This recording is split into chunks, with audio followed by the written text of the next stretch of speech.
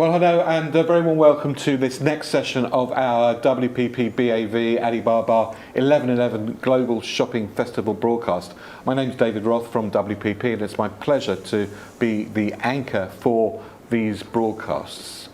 Now, as a continuation of our theme of how do you best understand your consumer, this morning we heard from Michael Sussman from BAV, who gave us a very detailed and interesting understanding of how BAV can help you understand the consumer. It's my pleasure to continue that trend in terms of data and introduce you to John Keaveney, our guest for this session.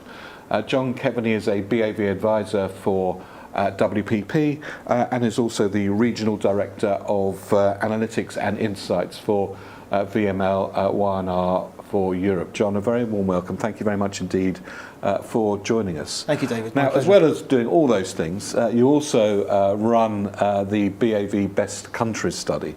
Now, Best Countries is probably the best way, if I excuse the pun, of anyone understanding a country as a brand. And as we've seen over the course of the last week, China has a very important role and part to play within the context of the world's global economy, within the context of the world's retail economy, and clearly within the context of the developments and changes we're seeing in China retail right across China, but its impact right across the world. And we thought it would be very interesting for everybody to understand a little bit better about China as a brand. Yep. And in the context of China, the best countries. So it's my pleasure to introduce to everybody John Keaveney, who runs the Best Countries study, to give us a flavour and understanding of China as a brand, the role, I suppose, of country brands within the context of consumer understanding and brands, and give us a really good understanding. So, John, over to you. Thank you, David. What a magnificent intro, and welcome everybody to this live Best Country session. As David has said, I'll be looking at the perceptions of brand China on this Best Countries report, and also how the Chinese view the world, which is extremely and increasingly important for all clients. David's always introduced myself, but the main context, I'm an advisor to WPP for all things BAV, and also I lead the Best Countries report, as David has said. So I'm going to go through three things in this 30-minute slot. Firstly, why does country brands matter? Why does it matter to governments? Why does it matter to clients and ultimately consumers? Next, the perceptions of brand China, as David has alluded to on our study, the biggest study of countries in the world. And also, what does it mean to be made in China today? Very different associations exist today to when I was growing up. And finally, how the Chinese themselves perceive other countries and brands, and what learnings are there for our various clients. So to begin with, country branding is not new. This symbol represents that, a symbol from the Roman Empire, where viewers of looking at that symbol, instantly you get associations attached to the meaning of the place, but in Rome's case, the idea. So country branding is not new. However, measuring it is. And this is where it comes to our tools across WPP. Firstly, we have the largest study of brands in the world, which is called the Brand Asset Valuator Study. It's been running for 28 years. We're in 52 markets and tens of thousands of brands. Within that study, we also include countries. But the main focus of today's session is the Best Countries report, as David has mentioned. This is also now the largest study of nations as brands in the world. It's a newer appendage to BAV. It's been running for 6 years. We measure 78 countries in 2021 across a range of metrics. Also, our sample is over 17,000 people across the world, including general citizens to elites to business decision makers. Both together give us a very authoritative point of view on brands, and particularly countries as brands. But why does it matter?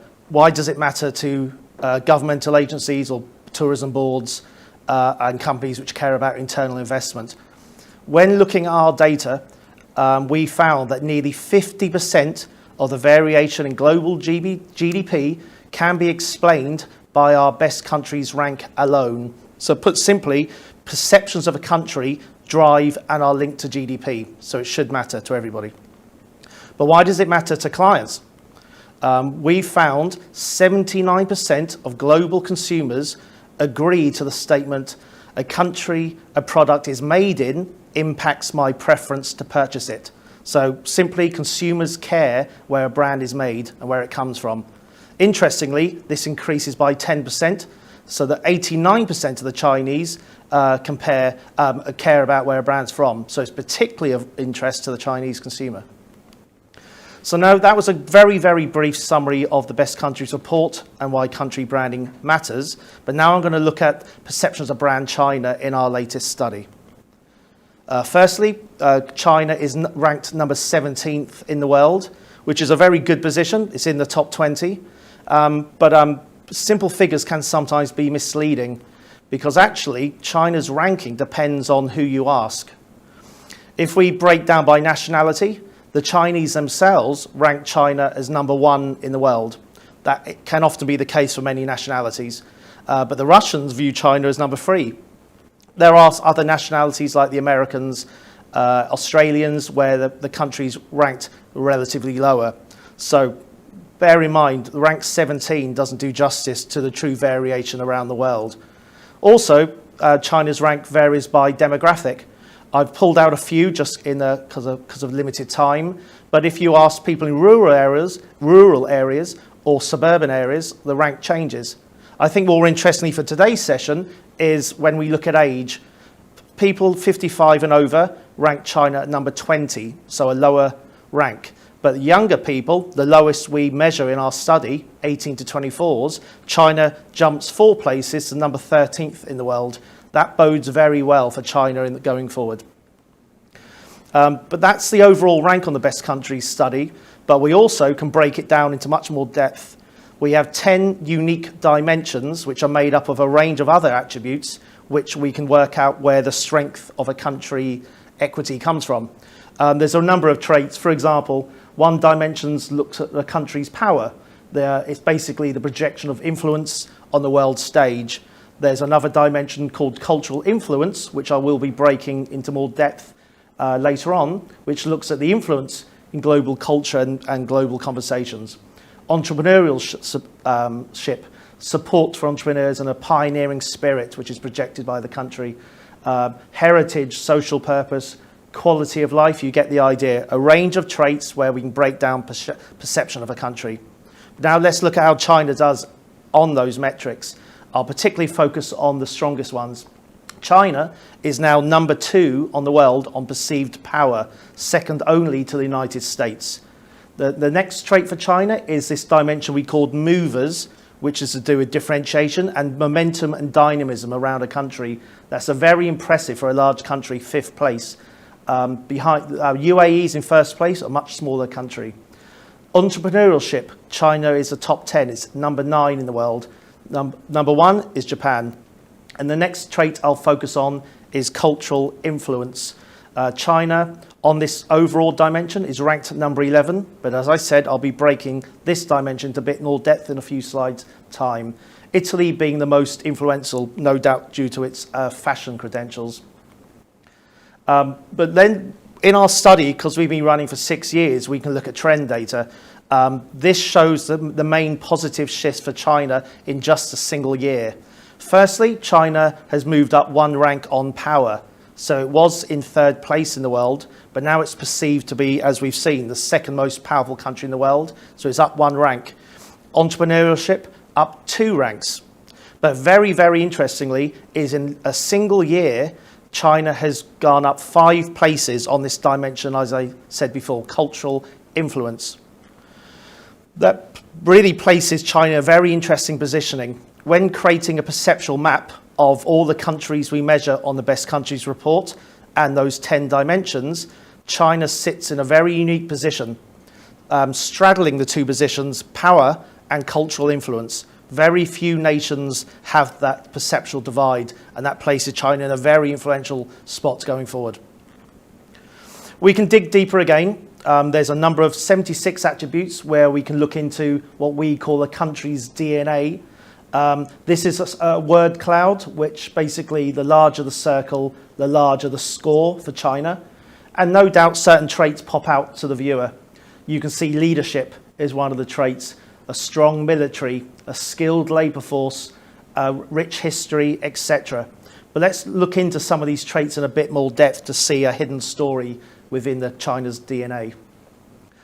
These traits are some of the strongest for China, and they're probably no surprise to any of the viewers. China is number one on the metric has strong exports. It's also number one on economically influential. China's also in third place on the metric strong military, politically influential and have cheap manufacturing costs. And fourth place on the metric a leader. Those traits no doubt are a surprise to anybody, but these following traits may be a surprise to some people. On the attributes, so not the factor I mentioned earlier, but on an attribute level, has an influential culture. China has an amazing score in number 2. It's in second place, the second most influential culture on the planet. It's number 2 on the metric entrepreneurial, not the factor. It's number 3 on technical expertise and on innovation. Number 4 on dynamism. But the trait I'll be focusing on now is number 3 on has strong consumer brands. Classically, global brands are dominated by American, British, German and Japanese brands and a few other nations. China is now in third spot. Again, that bodes very well for the increasing momentum of China and its brands. So let's look at that link, the link between country brands and consumer brands. This visual shows you a few stereotypical brands representing a country. I would argue when thinking of brands like Chanel or Yves Saint Laurent, you cannot distinguish those brands from the Frenchness, the French style, which is at the heart of those brands. Equally, thinking of brands like Volkswagen, Mercedes and BMW, German precision is built into those brands. The brands help the country help the brands. There's an intrinsic link. Increasingly now, as we get to know Chinese brands around the world, Alibaba, the intrinsic Chineseness, and there's a interrelationship between brand and country. But why should you care? Why should particularly a country care about this separate matter? The reason we should care is brand perception and product experience strongly relates to business investment. In fact, we can look in our data that 90% of business investment decisions can be explained by product experience alone. Put simply, if an investor has bought or used a product or service before from a given nation, you're much more likely to invest and trust putting money into a nation. So a very important stat. But also, there's other benefits. Brand champions bring national pride.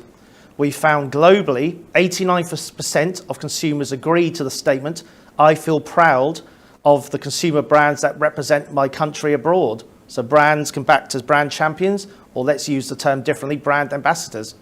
This increases to 90% of the Chinese. Also, brands play a role in cultural understanding.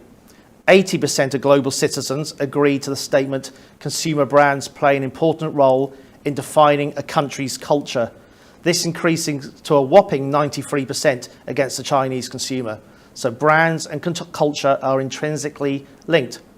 So now let's move on to the next section. Let's understand the benefits of being seen as made in China today. We looked at a range of metrics on our Best Countries study, and we particularly took the top 5 nationalities which had the highest scores of historical experience with a product or service from China, and then compared it to other nations. And quite simply, we found China's image changes amongst those nationalities that have bought or used a Chinese brand or service before, and it's a positive change. Firstly, on those factor dimensions, there is an uplift on the 3 core traits. Firstly, once you've tried a Chinese product or service, there's an 18% uplift in understanding China's heritage. There's a 16% uplift on agility, which is about being adaptable, being dynamic and responsive. Equally, 16% on this movers dimension, which is about dynamism. Looking on an attribute level, there's other benefits. 59% more adaptable, 43% more friendliness. So the perceptions of China's friendliness comes through once you've tried one of the Chinese brand. Other traits which are interesting, particularly to myself, 70% more dynamism, 12% more innovation. No longer is the made-in title of Chinese goods associated with low quality. Now it's increasingly about innovation, high quality, and dynamism. Breaking those scores down now by sector, we can look at the global consumer's preference for Chinese goods by industry. Linking into that perception of innovation, 71% of global consumers would prefer a Chinese good from the technological or electronic space, and also 60% of automobiles. So there's a clear preference between technological type brands when they're thinking about Chinese goods. On a more moderate level, China does respectably well on clothing, pharmaceuticals, healthcare, financial services, and cosmetics. Cosmetics, 51%, so over half the world would still prefer or would be in favour of buying a Chinese cosmetic, and that places you in China into 30th place. Where China does less well is on FMCG brands and real estate brands. So that's something to bear in mind if you're one of those clients. But to summarise, regardless of industry, let's look at now the world's attitudes towards purchasing Chinese goods overall. There's a 54% consideration of willingness to consider a Chinese good, which is a very good score, especially when compared to American-made goods. America only achieves a score of 44% of consideration. But as you can tell by my wording, that's consideration. Now let's look at preference, the next tier up of consideration. Only 30% of the world's consumers would prefer to buy a Chinese good, and that compares to 51% of American goods. So that's the main challenge for Chinese clients. It's converting that consideration towards preference of Chinese goods. But again, having nearly 1 in 3 global consumers who would consider Chinese goods, that's a very strong base to work from. Now moving into the final section before I wrap up, now let's look at how the Chinese rate the world. Firstly, these are the results from our Best Countries report in 2021. As already shown, China is in 17th place, where the rest of the world places Canada in first place, Japan in second, Germany in third. But when looking at Chinese consumers, the Chinese do often rate other countries differently from the international norm. As already shown, China increases to first place when asking the Chinese. But then look at the differences. Within the top 20, 7 out of 20 countries receive an uplift by Chinese consumers. Singapore jumps a huge 12 places. Switzerland, a strong brand, increases 1 place. But 11 out of 20 countries actually fall. Canada, being first in Best Countries report, drops to number 18. So you can see there are changes and differences there to bear in mind. Also, looking at Chinese consumer preferences for other brands from other countries, Chinese do prefer their own brands, like most nationalities, but we can see some countries do relatively well. Japan receives a 58% preference score. Germany, France, and strangely New Zealand, a small country, does very well in the minds of Chinese. It's receives a 42% score. Surprisingly, or perhaps not surprisingly, American goods far lower with 32%. Then now let's look at Chinese preference across different industries and by country. Germany, a strong brand, does well in the minds of the Chinese. This excludes China from this list. This is looking at foreign countries. Germany leads the list in automobiles, like it does most countries, most parts of the world, in beer and healthcare. Japan, interestingly, does very well in fashion. Japan doesn't tend to do well in global fashion, but it does in the minds of the Chinese. Also in cosmetics goods, which are usually dominated by France and the USA. Also financial services. The next set of categories, we can see Japan again doing well on packaged goods and technology brands. Germany does well on pharmaceuticals in the minds of Chinese. Real estate, Italy wins that award, whereas in spirit brands, Russia stands out. But just near the end of this section, this live session, to put it simply, the Chinese value the power of brands. When asked the question, do you agree or disagree, brand is my biggest consideration when making a purchase, a very large 78% of Chinese consumers agree to that statement. So brand is important. That compares to a British response of 42% and Americans 44%. But there's an important caveat to make. It's not just the power of brands, it's brands with purpose. Chinese respondents, 79% of them agree to the statement, I go out of my way to buy brands that have a positive impact on society. That compares to 55% of British, 49% of Americans. And the story's the same across other statements. 82% of Chinese agree I am passionate about buying brands that reflect my values. That compares lower scores, again, for Americans and British. And finally, I go out of my way to support brands that care about the planet. A very large 89% of the Chinese agree to that statement, but compared to much lower scores for Americans and the British. So just to summarise, or in conclusion, brand China is gaining in cultural influence, especially amongst the young. Consumer brands play a very important role in defining and exporting culture abroad, and no doubt Chinese brands will increasingly play a role in defining what China is about going forward. Being made in China is increasingly about high quality, innovation, dynamism and adaptability, a very different perception when I was a kid. And finally, if you're a client and want to enter the Chinese market or appeal to Chinese consumers, you need to ensure that your brand reflects their values and also be seen as a positive impact on society and the planet. And that's it. Thank you so much. Well, John, thank you very much indeed.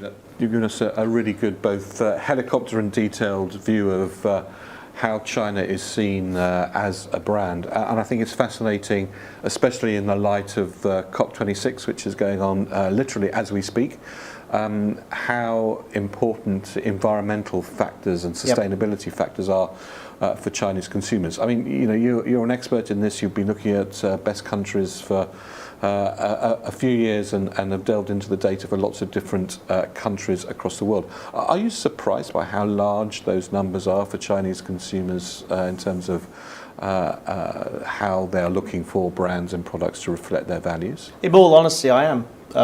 Looking at these figures around the world, we know sustainability and caring about the planet generally is a trend. It's been going on for years, but I was amazed by how significantly strong the Chinese responses are. Maybe in our media we have a different image of China, but Chinese consumers absolutely care about the planet and values and sustainability overall, and it's significantly higher than what's seen in the Western world. Now, we saw in your analysis as well a very interesting couple of charts where you looked at how Chinese consumers view products from different countries, and obviously across 11/11 and the Global Shopping Festival, we see all sorts of brands from all sorts of countries being made available via cross-border trade. We've had a couple of sessions about how we can make cross-border trade easy. It is important for countries to understand how their brands are seen in different markets, because it can have an impact on how they position themselves, John. Absolutely. Many analyses I've done over the years is understanding how brand perception varies by country of all kinds of reasons. A brand has different historical history or level of development in a country. Different consumers have different values and perceive things differently, so it's very important for clients to manage how they're perceived around the world, ideally with a consistent image, but always make you culturally, locally relevant to what makes consumers tick. We can see in China, they want brands which reflect their values, so ideally when you're importing a brand or exporting a brand to the Chinese market, you absolutely need to project what your brand's about, but then make it relevant to local needs and tastes and values. And that's a trick which many brands probably don't do so well. And finally, John, again, through your lens of having looked at this study for a number of years, do you see country brands being more important or less important going forward? I would say more important. Obviously, the phenomenon of the internet has helped increase that hugely. We're not in the times of Roman Empire anymore. The world's a small place, especially amongst the young. You can see China's uplift amongst young people. There's no historical perceptions, there's just the here and now, and global brands help project what a country's about. As I showed in the Chanel's case, BMW's case, it's very hard to take away the national identity of those brands. They're interconnected. Fashion brands, instantly, if you give a fashion brand a French name, it increases its cachet. So the challenge now is, how does China want to present itself to the world stage? And again, many brands are projecting what China's about now, the modern image of China. Well, I know I said a final question, but this really is a final question. I'll just get one in quickly before we go on to our film Lunchtime. It is, again, just looking at the unique sort of lens you've got, BAV data and Best Countries data. Do you see that brands from different countries also have an impact on how that country is seen? Is it now a two-way sort of reaction? Brands can help define a country brand as well. Absolutely. We saw the majority of consumers agree to the statement that a brand influences in relation to culture. So absolutely, there is you can't separate the two now. They're one and the same. Well, John Keaveney, thank you very much indeed for joining us. The BAV Best Countries study, done in conjunction with the Wharton Business School and US News, is something that's done annually. It will be done in 2022. You're busy at the moment working on that project. So very interested to see what the brand country stories are for 2022 as well. But John, thank you very much indeed. Thank you so much for your time. Joining us, and you can get hold of John Keaveney, and if you need to understand the BAV brand country study, please do contact John or contact me, and I'll put you in touch with John. Well, that's it for this morning's session. I don't know where the time has gone, but we are now going to move into our lunchtime movie time. So again, as always, get yourself a cup of coffee, a sandwich, a soup, and enjoy watching 3 films that were part of a symposium that was held at Cambridge University last year, which will give you again some contextual better understanding of China. Well, from me for this morning, that's it. Thank you to all my guests for this morning, and we will be back this afternoon. Enjoy the films.